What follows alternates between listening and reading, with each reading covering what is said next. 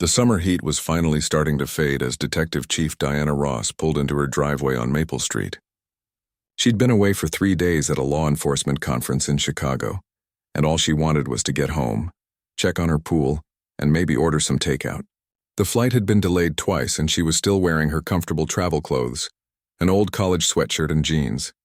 Diana had moved to Willowbrook Heights just 2 months ago after getting promoted to head the regional FBI field office. The house was a dream come true, a beautiful colonial with a backyard pool that she'd had installed right after closing. It was her first time owning a pool, and she was still learning all the maintenance routines. The neighborhood was quiet on this Sunday evening. Most families were probably inside having dinner or getting ready for the work week ahead. Diana grabbed her travel bag from the trunk and headed straight to the backyard. She wanted to check the pool before it got completely dark. As she walked around to the back gate, Diana noticed how peaceful everything was. The pool looked crystal clear, just like the pool company had promised when they'd finished the installation. She'd been worried about leaving it unattended for 3 days, but everything seemed fine. Diana dropped her bag on one of the patio chairs and pulled out her phone to use its flashlight. The pool maintenance guy had left her a detailed list of things to check regularly. She pulled the laminated card from under a pool float and started going through the steps. First, she tested the water with the little strips that changed colors. The chlorine level looked good. Then she skimmed a few leaves that had blown in over the weekend. It was relaxing work, actually. After 3 days of sitting in conference rooms and airports, it felt good to move around outside. What Diana didn't know was that someone was watching her from across the street. Beverly Mitchell had lived on Maple Street for 15 years. She knew every family in the neighborhood, or at least she thought she did. When she saw someone moving around in the backyard of the house across the street, she stopped washing dishes and peered out her kitchen window. The house had been empty for months before someone bought it recently. Beverly had heard through the neighborhood grapevine that the new owner was some kind of government worker, but she'd never actually met them. She'd seen moving trucks a couple months ago, but hadn't seen much activity since then. Now there was someone out there messing around with the pool in the dark. Beverly squinted through her window, trying to get a better look. The person was wearing dark clothes and kept bending down, doing something near the water. To Beverly, it looked suspicious.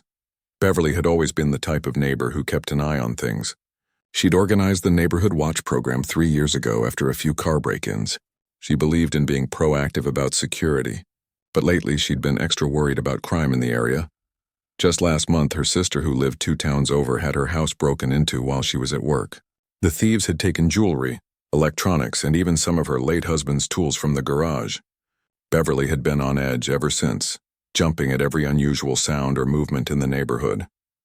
As she watched the figure by the pool, Beverly's mind started racing. Who would be out there at this time of evening? And why were they being so secretive about it? Using a phone light instead of turning on the outdoor lights? The more she watched, the more convinced she became that something wasn't right. Beverly had never seen this person before. She was sure of it. And they definitely didn't look like they belonged in this neighborhood. The person's clothes looked old and worn, not like the usual residents of Willowbrook Heights who typically dressed well even for casual activities. She pulled out her own phone and tried calling her neighbor, Janet, who lived next door to the house in question. Maybe Janet had seen the new owner and could confirm whether this was them or not. The phone rang several times before going to voicemail. Beverly tried calling another neighbor but got the same result. Everyone was probably busy with their Sunday evening routines. She looked back out the window and saw the person was still there, now doing something with what looked like a long pole near the pool equipment. Her heart started beating faster. This had to be someone who wasn't supposed to be there. Why else would they be working in the dark like that? And they seemed to know exactly what they were doing, which made it even more suspicious. Maybe they'd been watching the house, learning the owner's schedule. Beverly thought about her sister's break-in again. The police had said those thieves probably watched the house for weeks before striking, learning when nobody was home. This could be the same thing happening right here on her street. She grabbed her phone and started recording through the window. The quality wasn't great because of the distance and the lighting, but she could make out the figure moving around the pool area. This would be evidence if something bad was happening. Meanwhile, Diana was completely unaware that she was being watched. She was focused on getting through her pool checklist before it got too dark to see properly. The pH test strips showed everything was balanced perfectly. She felt proud of herself for keeping up with the maintenance schedule, even while traveling for work. She started pulling the pool cover out of the storage box. It was one of those automatic ones that rolled out with the push of a button, but she wanted to make sure it was positioned correctly. The pool company had explained that keeping it covered when not in use would help with heating costs and keep debris out. As Diana worked, she thought about how much her life had changed in the past few months. The promotion to FBI field office chief had been unexpected but exciting. Moving to a new city had been challenging, but she was starting to feel settled. The house felt like home now, especially with the pool. She'd already planned a small housewarming party for next weekend to meet more of her neighbors. Diana had noticed that the neighborhood was mostly white families, but that didn't bother her much. She'd lived in similar communities before and generally got along well with everyone. She believed in giving people the benefit of the doubt and building relationships slowly over time. What she didn't realize was that across the street, Beverly had already made up her mind about what she was witnessing. Beverly was now convinced she was watching a crime in progress, and she was getting ready to do something about it. The stage was set for a confrontation that would change both of their lives forever. Beverly couldn't take it anymore. She'd been watching for almost 20 minutes now, and the person was still out there messing around with the pool equipment. In her mind, this was definitely not normal behavior. No homeowner would be doing pool maintenance in the dark on a Sunday night. She grabbed her phone, made sure it was still recording, and headed for her front door. Her husband called out from the living room, asking where she was going, but Beverly was too focused to explain. She just called back that she'd be right back and stepped outside. The evening air was cooler now, and Beverly could hear the faint sounds of someone working across the street. She walked quickly across her lawn, then across the quiet street, her phone held up to capture everything. As Beverly got closer, she could see more clearly. It was a woman, probably in her 40s, wearing a faded sweatshirt and jeans. She had her hair pulled back and was completely focused on whatever she was doing with some kind of pool equipment. To Beverly, this just confirmed her suspicions. Real homeowners didn't dress like that in this neighborhood. Beverly reached the front yard of the house and called out loudly, "Excuse me, what are you doing back there?" Diana looked up, startled by the sudden voice. She'd been so focused on adjusting the pool cover mechanism that she hadn't heard anyone approaching. She saw a white woman standing in the front yard, holding up a phone and looking agitated. "I'm sorry," Diana said, walking toward the gate that separated the backyard from the front. She was confused about why a stranger was on the property and why she seemed upset. "I said, what are you doing back there?" Beverly repeated, her voice louder now. "I've been watching you for 20 minutes and I want to know what you're up to." Diana felt a familiar sinking feeling in her stomach. She'd experienced situations like this before, though not usually in her own backyard. She took a deep breath and tried to keep her voice calm and friendly. "I live here," Diana said simply. "I'm just doing some maintenance on my pool." Beverly let out a short laugh that didn't sound amused at all. "You live here?" "I don't think so. I know everyone in this neighborhood and I've never seen you before." "I moved in about 2 months ago," Diana explained, still trying to keep things peaceful. "I've been traveling a lot for work, so I haven't had much chance to meet the neighbors yet." 2 months ago? Beverly's voice was getting sharper. "The person who bought this house is supposed to be some kind of professional. You don't look like you could afford a house in this neighborhood." Diana felt her jaw tighten, but she forced herself to stay calm. She'd learned over the years that getting angry in situations like this only made things worse. "I'm not sure what you mean by that, but I can assure you that I do live here." "Prove it," Beverly demanded, holding her phone higher. "If you really live here, show me some ID, show me a utility bill or something." Diana almost laughed, but not because anything was funny. "I don't need to prove anything to you. This is my property, and I don't know who you are or why you think you have the right to question me." By now, Beverly was getting more frustrated and more convinced that she was right. In her experience, innocent people didn't refuse to show identification when asked politely. They cooperated to clear up misunderstandings. "Listen, lady," Beverly said, taking a step closer to the gate. "I don't know what your game is, but I'm not stupid. Nobody does pool work in the dark unless they're up to something. And the way you're dressed, you're obviously not from around here." Diana looked down at her travel clothes, then back at Beverly. "The way I'm dressed? What exactly does that mean?" "You know what it means," Beverly shot back. People in this neighborhood don't walk around looking like that. We have standards here." Other neighbors were starting to notice the commotion. Porch lights began turning on up and down the street. A few people stepped out onto their front steps to see what was happening. Diana noticed the growing audience and felt her frustration building. She'd worked hard to afford this house, to earn her position, to build a good life for herself. And now she was being questioned and humiliated in her own backyard by someone who knew nothing about her. "I think you should leave now," Diana said firmly. "This is private property and you're not welcome here." Beverly interpreted Diana's firm tone as aggression, which only reinforced her belief that something criminal was happening. In her mind, innocent people didn't get defensive and try to make the person asking questions leave. "I'm not going anywhere until I get some answers," Beverly declared. "If you really live here, it should be easy enough to prove. The fact that you won't show me any proof tells me everything I need to know." Diana turned away from the gate and walked back toward her pool equipment. She was done with this conversation. She had every right to be in her own backyard, and she wasn't going to let some stranger intimidate her into leaving or proving her right to be there. But Beverly saw Diana turning away as suspicious behavior. Why would an innocent person refuse to clear up a simple misunderstanding? Why would they turn their back on someone who was just trying to protect the neighborhood? "Don't you walk away from me," Beverly shouted. "I'm talking to you." More neighbors were coming outside now. Some were recording with their phones. Having heard Beverly's loud voice and seen the confrontation developing, the scene was starting to attract serious attention. Diana kept working on her pool cover, trying to ignore Beverly's continued shouting.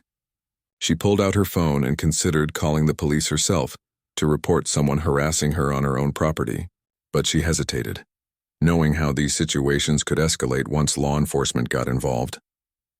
Beverly watched Diana pull out her phone and became even more agitated. "Oh, now you're calling your friends, probably telling them to come help you carry out whatever you're stealing from that house." Diana turned around, her patience finally wearing thin. "I'm not stealing anything. This is my house, this is my pool, and you need to leave me alone." "Your house?" Beverly's voice went up an octave. "Lady, I don't know who you think you're fooling, but this is a respectable neighborhood. We look out for each other here. We don't just let random people wander around doing whatever they want."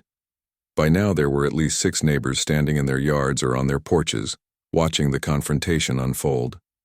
Some looked concerned, others seemed uncomfortable, and a few appeared to be enjoying the drama. Diana noticed all the eyes on her and felt a wave of embarrassment and anger. This was supposed to be her sanctuary, her new beginning. Instead, she was being treated like a criminal in front of her new neighbors, before she'd even had a chance to introduce herself properly. Beverly noticed the audience too, but it only made her more determined to prove her point. She felt like she was protecting not just one house, but the entire neighborhood.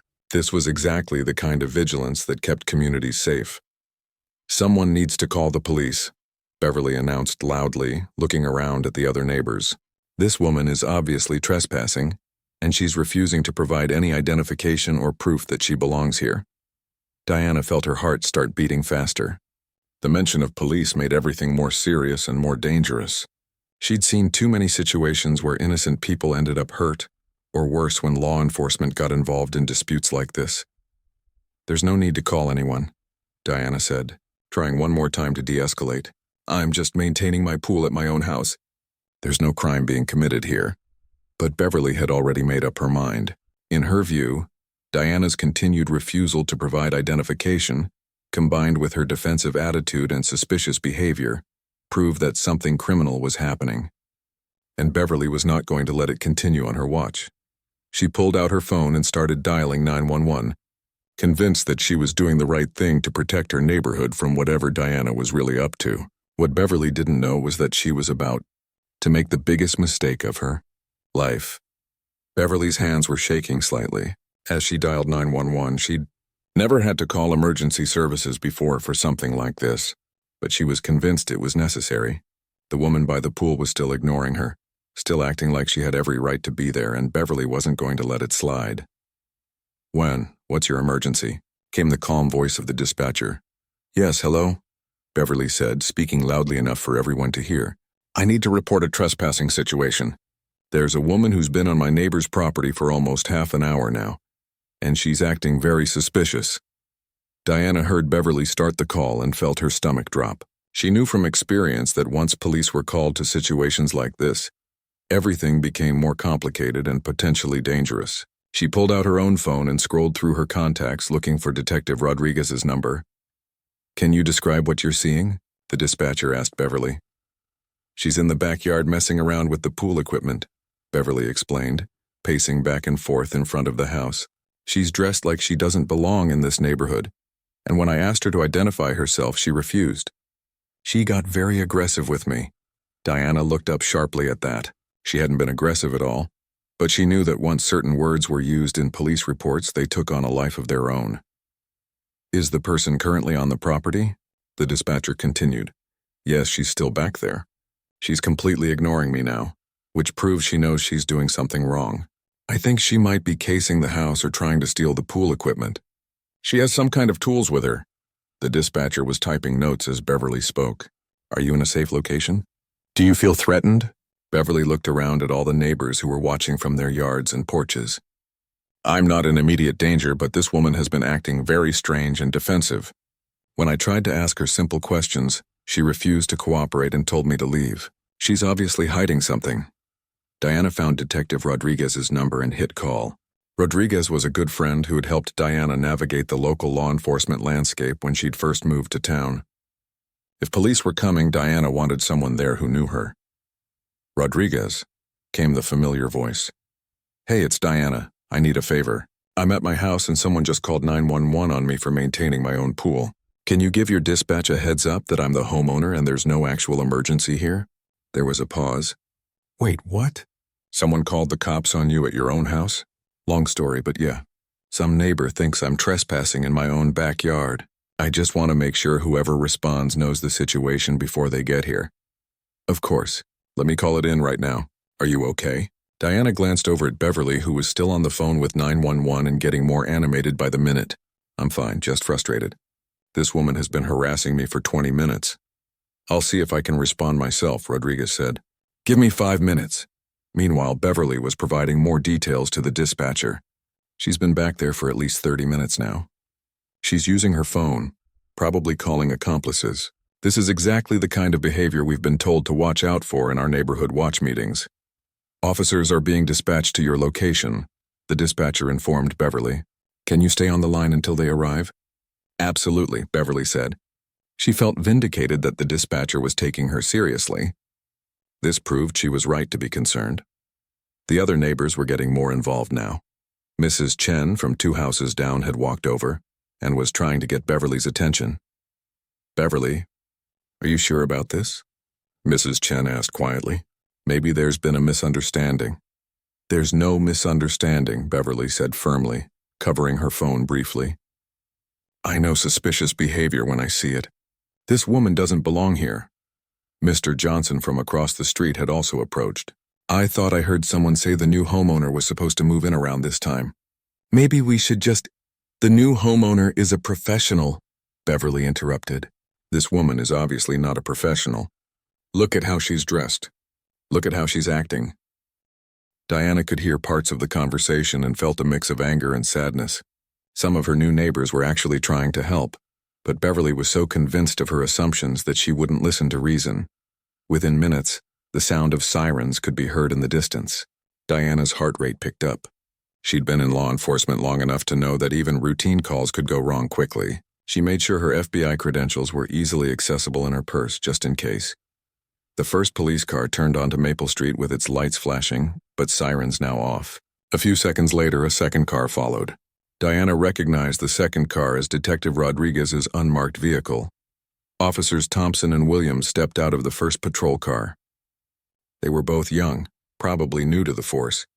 Diana could see them assessing the scene. A crowd of neighbors, one agitated woman on the phone, and herself standing calmly by the pool. Detective Rodriguez got out of her car and immediately made eye contact with Diana, giving her a subtle nod. Then she walked over to the patrol officers to brief them quickly on the situation. Beverly hung up with 911 and hurried toward the officers. "Thank goodness you're here. I'm the one who called. That woman back there has been trespassing for over 30 minutes, and she's been very aggressive when I tried to question her." Officer Thompson, the taller of the two patrol officers, looked over at Diana. "Ma'am, can you come over here, please?" Diana walked slowly toward the front of the house, keeping her hands visible. She'd taught enough law enforcement training sessions to know how important body language was in situations like this. "I'm Detective Chief Diana Ross," she said calmly as she approached. "This is my house, and I was doing routine maintenance on my pool when this woman began harassing me." Officer Williams looked confused. "You're saying this is your house?" "That's correct. I moved in 2 months ago." "Detective Rodriguez can verify my identity." Beverly stepped forward aggressively. "She's lying. I've lived on this street for 15 years, and I know everyone in this neighborhood." "She doesn't belong here." Rodriguez stepped in smoothly. "Officers, I can confirm that Chief Ross is the homeowner. She purchased this property in June and has been traveling extensively for work, which is why neighbors might not have seen her before."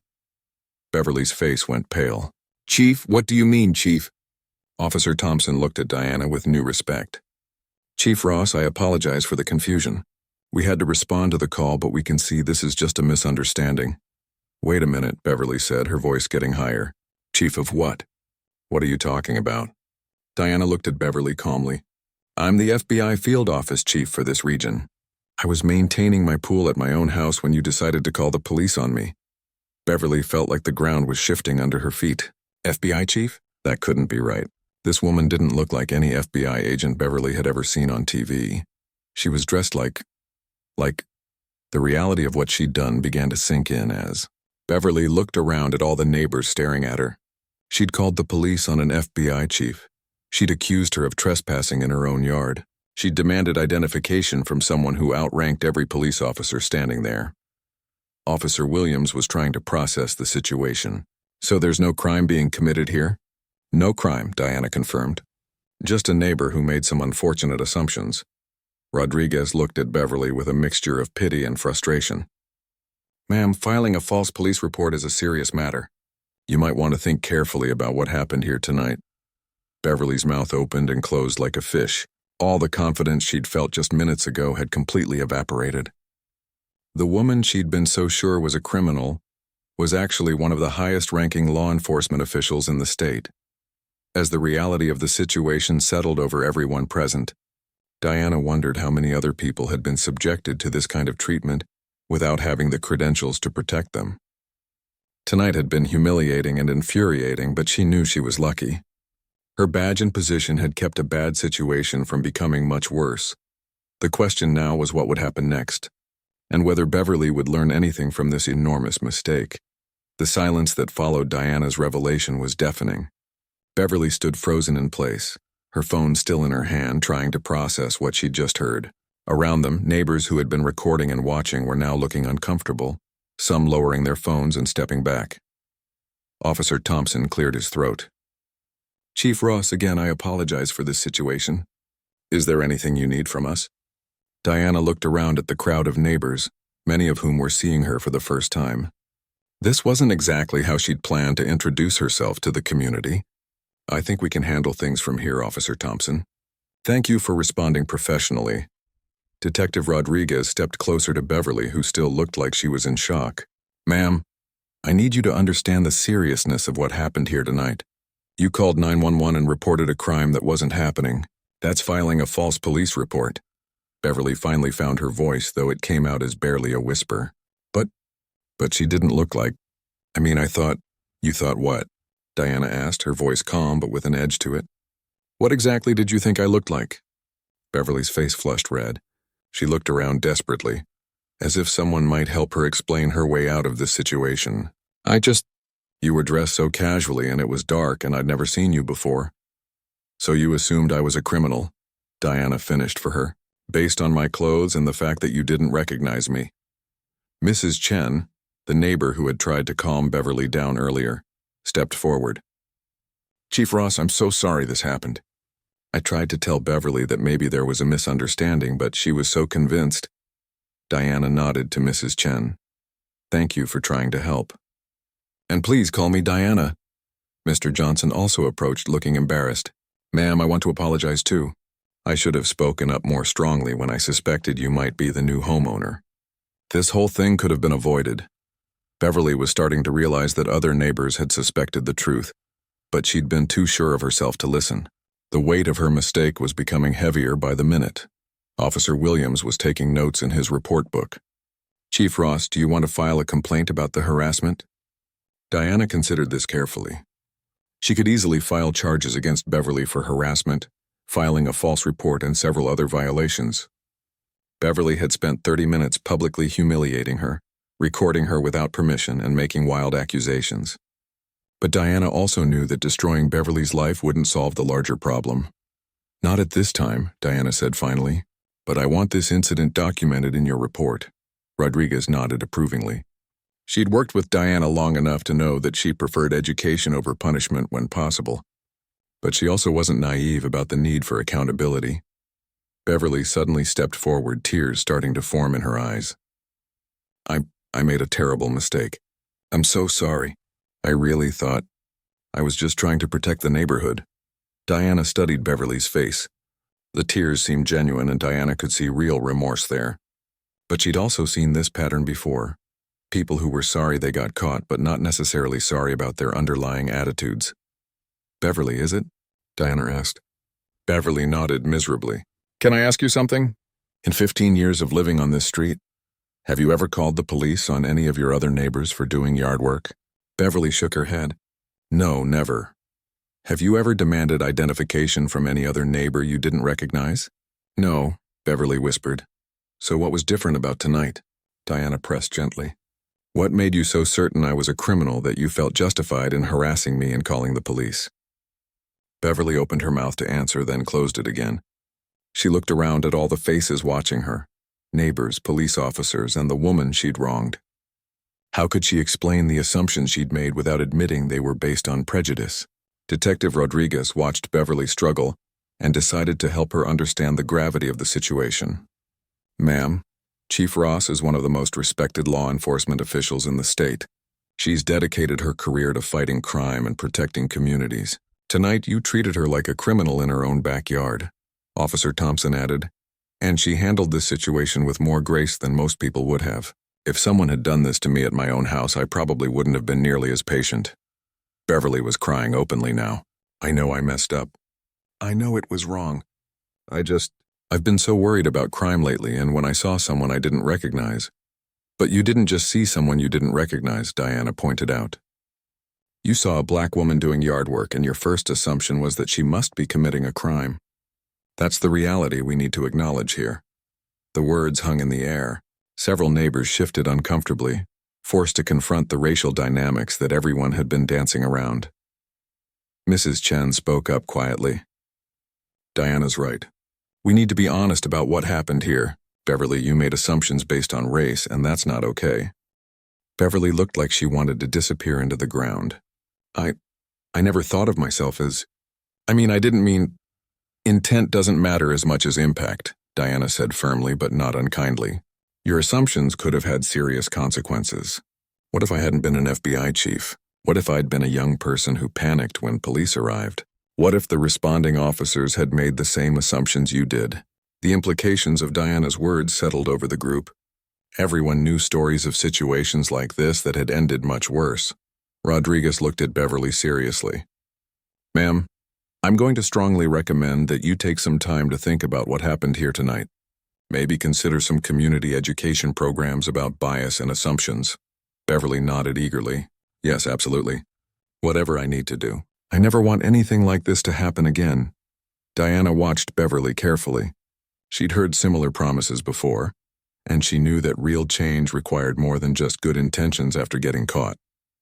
"Beverly," Diana said, "I appreciate your apology, and I believe you're sorry about how this turned out. But I need you to understand something. This wasn't just an innocent mistake or a misunderstanding. Your actions tonight were based on prejudice, and they caused real harm." Beverly nodded, tears still streaming down her face. "I understand. I really do. And I'm going to do better." Officer Thompson closed his notebook. "Chief Ross, unless you need anything else from us, we'll clear the scene.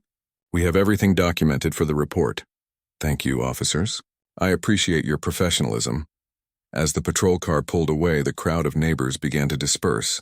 Some approached Diana to introduce themselves properly, and apologize for Beverly's behavior. Others seemed eager to escape the uncomfortable situation. Detective Rodriguez lingered for a moment. "You okay?"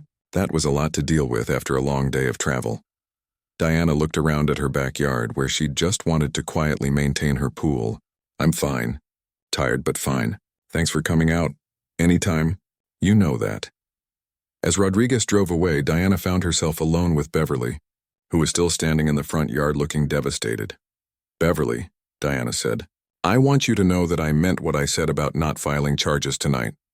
But this can't happen again. Not to me, not to anyone else." Beverly nodded vigorously. "It won't. I promise it won't." Diana studied her for a moment longer, then turned to go back to her pool maintenance. She had work to finish, and tomorrow was going to be a long day at the office. But as she walked toward her backyard, she couldn't shake the feeling that tonight's events were far from over. In today's world, confrontations like this rarely stayed private for long. Diana woke up the next morning to 17 missed calls and 43 text messages. Her phone had been buzzing all night, but she'd turned it to silent after the first few interruptions to her sleep. Now, sitting on the edge of her bed with her coffee, she scrolled through the notifications with growing disbelief. The first video had been posted to social media around midnight. Mrs. Patterson, who lived 3 houses down, had recorded most of the confrontation from her front porch. The caption read, "You won't believe what happened on our street tonight. Woman calls cops on FBI chief for maintaining her own pool." From there, it had snowballed. The video had been shared dozens of times overnight, then picked up by a local news blog, then shared again thousands of times. By morning, it was trending on multiple platforms with hashtags like Dajum Poolgate and Dajum's Karen calls cops. Diana's work phone was also full of messages. Her deputy director had texted at 6 a.m. "Saw the news. Are you okay? Do we need to discuss media response?" As Diana was getting dressed for work, her doorbell rang. She looked out the window and saw a news van parked across the street. Then another one arrived. Then a third. Her phone rang. "Detective Rodriguez." "Diana, have you seen the news coverage?" "I'm seeing it now," Diana said, watching a reporter set up in front of Beverly's house. "How bad is it?" "Well, the good news is that everyone's supporting you.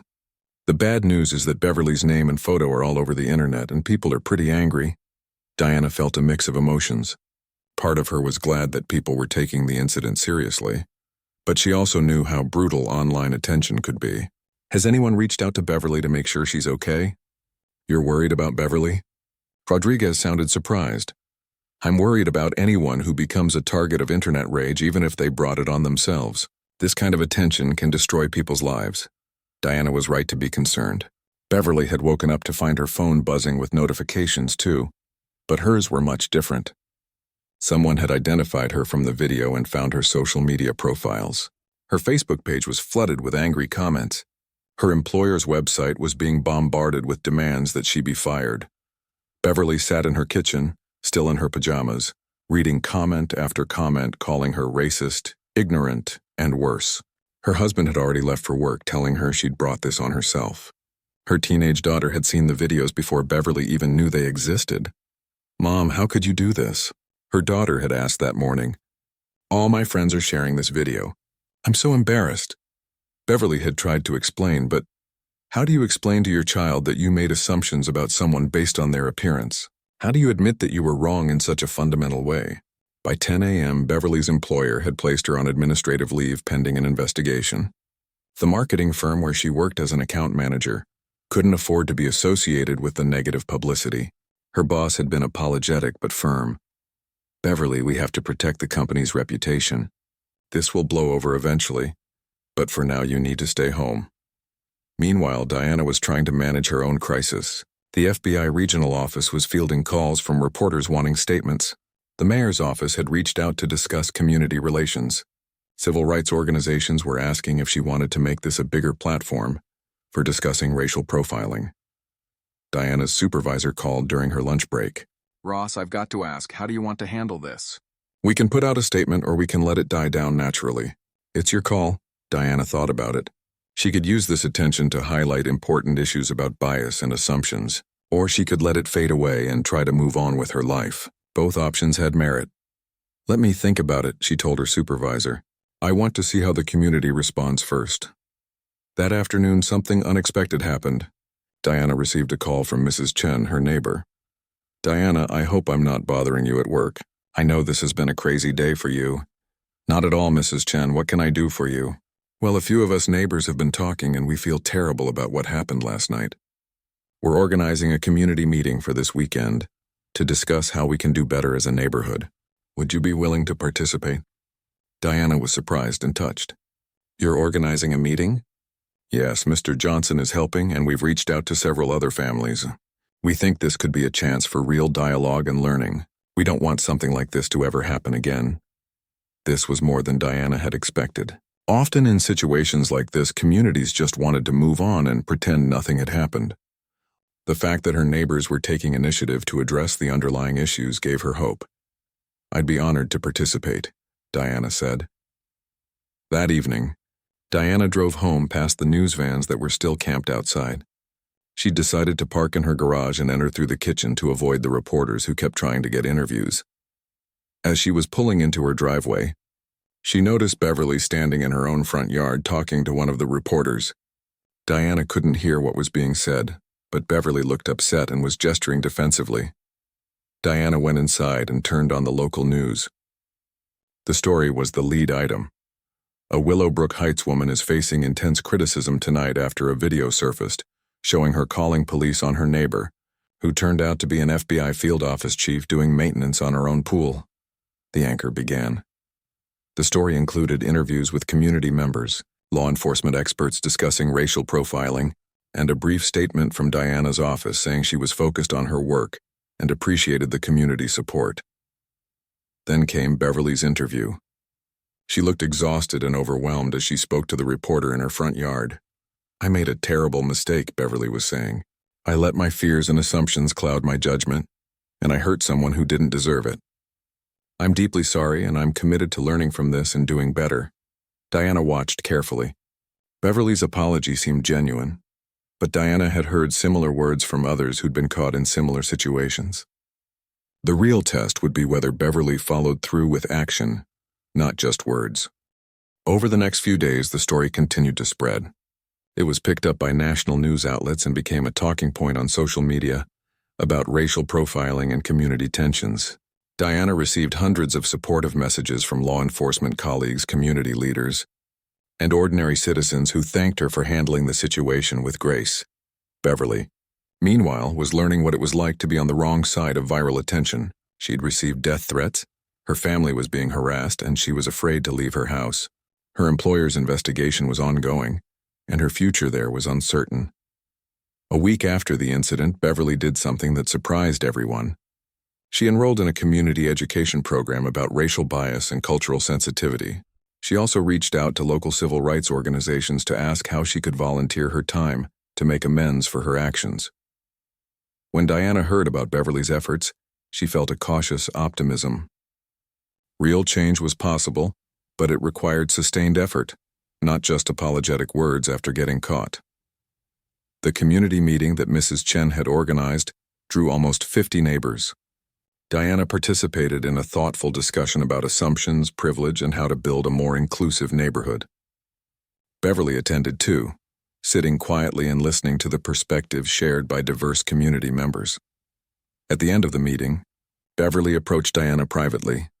"I know my apology can't undo what I did," Beverly said, "but I want you to know that I'm committed to real change. I've enrolled in education programs, and I'm volunteering with organizations that work on these issues. I want to make sure something positive comes from my terrible mistake." Diana studied Beverly's face and saw something different than she had that first night. There was humility now, and what looked like genuine commitment to growth. "I appreciate that, Beverly. The real test will be how you respond when nobody's watching, when the cameras are gone and the attention has moved on to other stories." "I understand," Beverly said, "and I hope someday I can earn back some measure of respect from you and our neighbors." 6 months later, Diana was surprised to receive an invitation. Beverly was organizing a neighborhood diversity and inclusion workshop, partnering with local civil rights groups to bring educational programming to their community. The old Beverly would never have imagined doing such a thing. Diana attended the workshop and was impressed by how thoughtfully it was organized. Beverly had clearly put significant work into learning about these issues and translating that learning into action. After the workshop, Beverly approached Diana again. "I wanted to thank you," Beverly said. "Thank me? For what?" "For not destroying my life when you had every right to. You could have pressed charges, could have made this much worse for me. Instead, you gave me a chance to learn and grow." "I'll never forget that," Diana nodded thoughtfully. "I've always believed that people can change if they're willing to do the hard work. It looks like you've been doing that work." The story of what happened on Maple Street that August evening had become a case study in how communities could respond to incidents of bias and prejudice, not with just anger and punishment, but with dialogue, education, and genuine efforts at reconciliation. Diana had found not just a home in Willowbrook Heights, but a community committed to being better. And Beverly had learned that assumptions based on appearance could not only harm others, but could fundamentally change your own life in ways you never expected. It was a reminder that in an interconnected world, our actions toward others ultimately reflect back on ourselves, and that real change is always possible for those willing to embrace it.